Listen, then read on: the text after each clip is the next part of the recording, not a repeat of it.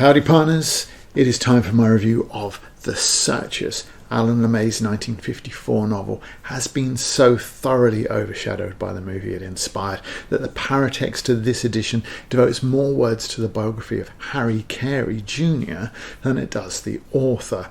It was also released on the 60th anniversary of the film, not the book, and the praise the publisher uses on the back page is from a review of the film, not the book. It also comes with not one but two introductions, neither of which is about the book. So on the 43rd page of this book, when the book actually begins, the story I think everybody assumes will be quite familiar. Rancher Henry Edwards is preparing for the evening with his family. Something seems a little off. Earlier in the day, a neighbour's ranch was robbed of some horses, and many of the local men have set off in pursuit. Among them is Henry's brother Amos, who correctly deduces that they're on a wild goose chase and have been led away from the ranches of his brother and the neighbouring Mathesons by Indians who intend to wipe out one of those ranches. Henry himself has made much the same realisation and sets his family to turning their well-prepared home into a fortress. He knows that it will be a desperate last stand if they are to hold on until Amos and the others return. However, while the Matheson clan and Amos realise the danger, they don't know whose ranch is the target. Amos and family friend Martin Pawley head to the Edwards, while all of the others head to the Mathesons. Amos returns to find his family have been killed, aside from the two daughters who've been taken away.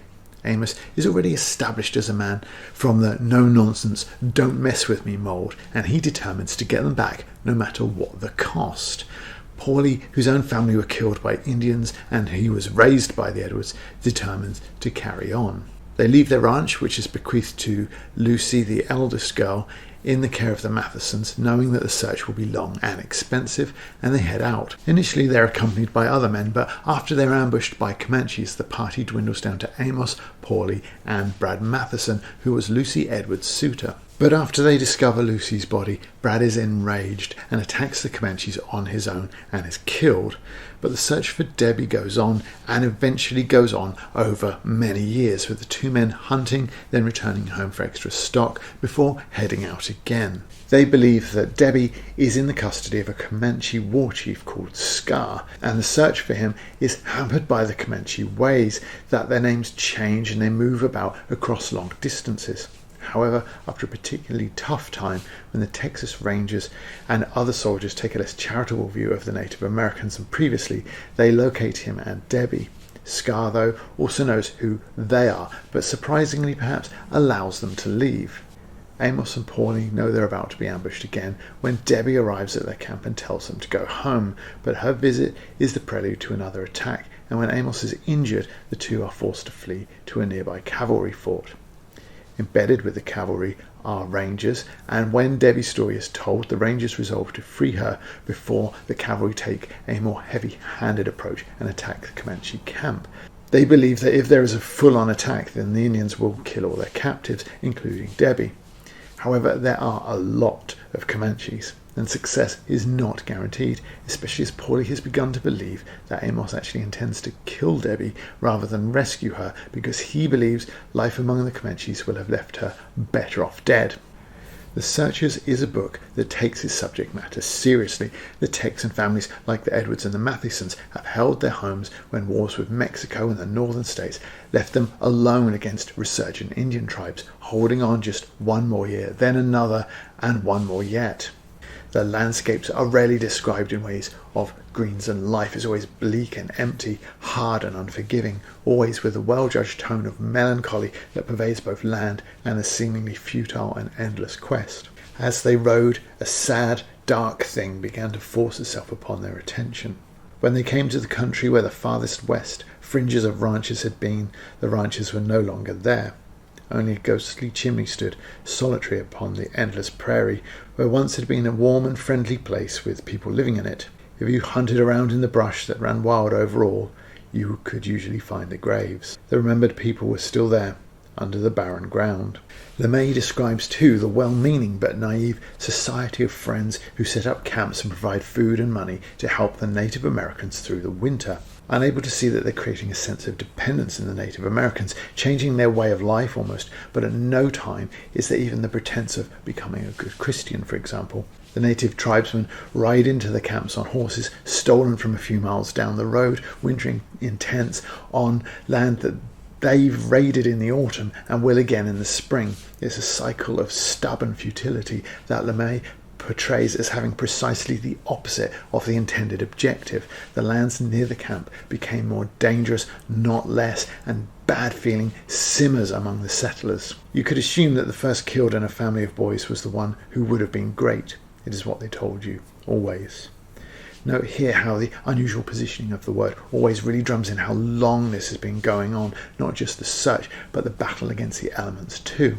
The search for Debbie goes on and on as more lives are lost, as both Indians and white people are feeling the pressure of the harsh environment turning on them both. Paulie and Amy notice the tension building up towards an all-annihilating showdown. A shift in government policy towards the end of the second act sends the military into the action, and even that raises the stakes on the searchers, who know that when attacked, the Native Americans will kill any hostages. The search becomes a race against time, LeMay, to this point, having been at pains to show just how long, how hard the search has been. And throughout, even as the populations dwindle and ebb as the searchers travel across vast empty landscapes, it all feels like a lived experience. Amos and co. communicate with a series of signals and signs, working professionally and effectively. The Indian ways too are related, their cultures, the differences between the tribes, the different roles among them, their own ways of fighting, such as the Comanche wheel, is explained effectively, if not particularly excitingly, when the larger search party is ambushed at the start. And this breeds an understanding too of the viciousness and enmity between both parties. The Indian delight in scalping makes them animalistic and fearsome, yet when Amos shoots out the eyes of an Indian corpse, he knows the seriousness of that gesture, that it will leave the dead man unable to achieve their afterlife. As the search goes on, Paulie, initially repelled by such gestures, begins to understand them on both sides. The struggle to survive in this fledgling state has chiselled the people into a new, harsher shape, and none more so than Amos. Amos is portrayed immediately as a stolid and solid figure, somebody not to be trifled with or angered, but one whose word and resolve should not be tested or doubted. He was riding lumpily, hands in his pockets, reins swinging free from the horn, while he guided his horse by unnoticeable flankings with the calves of his legs and 2-ounce shifts of his weight.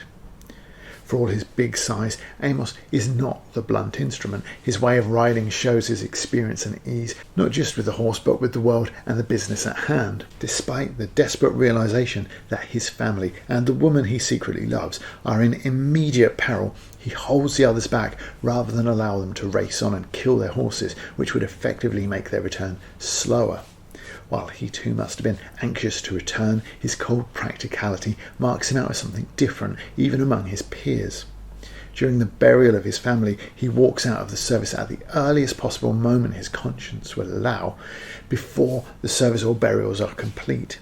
This string of little actions make him seem dangerous. It's almost monomania or even psychopathic, which is essential to the character as the story continues, and Paulie begins to doubt his motives. Looking for a chief called Scar. We never found him. And Aaron, I believe like you, we never will. But suppose there's just one chance in a million that Elijah's right and I am wrong. That one slim shadow of a doubt would give me no rest forever, not even in my grave. Statements like this clearly show Amos's resolve, but they don't deny Paulie's suspicions that he intends to kill Debbie rather than rescue her. Nor does he deny it when Paulie eventually voices those suspicions. It brings to a head in the finale a whole raft of dangers that face both him and Debbie. And again, LeMay seems to know this world, or at least how to craft verisimilitude. Amos and Scar face off in his tent, and every action of the two men is a subtle, crafted break from the norm, a trading of insults that don't require an immediate violence, but both men know that violence is coming. It's a great scene that makes Scar, something of a myth to this point, a more rounded and dangerous antagonist. Paulie, though, is the novel's protagonist. The scenes are often narrated from his point of view, though consistently third person, and his lost love for Laurie Matheson lends him another level of pathos on top of his painful past. He is as resolute as the immovable Amos in his desire to do the right thing. More than just a passenger, growing into the role and observing the minutiae of the scenes around him effectively, he's very likeable and a good foil for Amos. I saw the film of this after I'd read the book, and this may be the point in the review where I lose some of you. The book is very serious and at pains to create a world and characters that could exist in it.